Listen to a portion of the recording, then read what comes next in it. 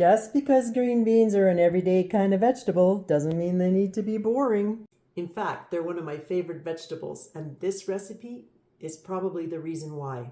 And all we need is a handful of green beans per person, just nicely washed and trimmed. And about 2 tablespoons of butter in a wok or a saucepan that has a lid. And we want to crush 1 clove of garlic into that butter.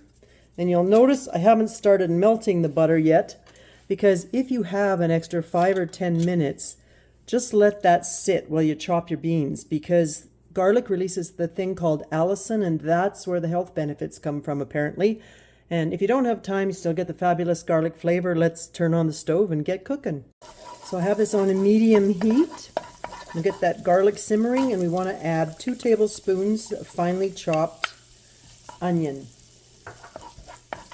And we just want to saute this for a couple of minutes until it's nice and fragrant and they've started to caramelize a little bit. For the mustard, I'm using this brand. It's called Old Style or Ancient, but all you need to know when you're shopping for it is that it's grainy like this. Let's add about 2 teaspoons of that.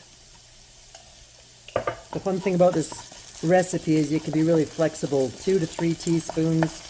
I'll give you all the proportions when we get to the end of the video here so you know how much to make per person.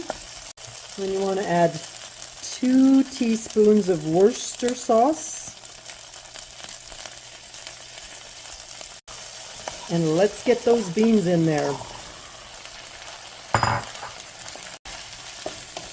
And you want to toss them in the sauce to coat them.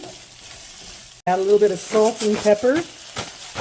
You can always add more salt at the finish line, so I like to go lightly with the salt and pepper. Okay, so we're on a medium heat right now. And you want to get your lid ready and add 2 tablespoons of water. And we're just going to let that steam. And in about 10 minutes, they're going to be nicely cooked.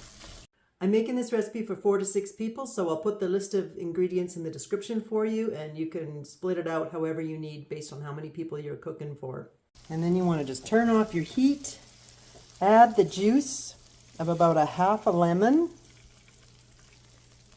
and a little bit of parsley.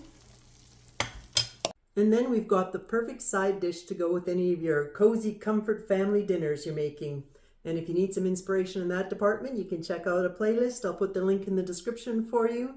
Thanks for stopping at the kitchen. Have a fabulous day. We'll see you on the next video.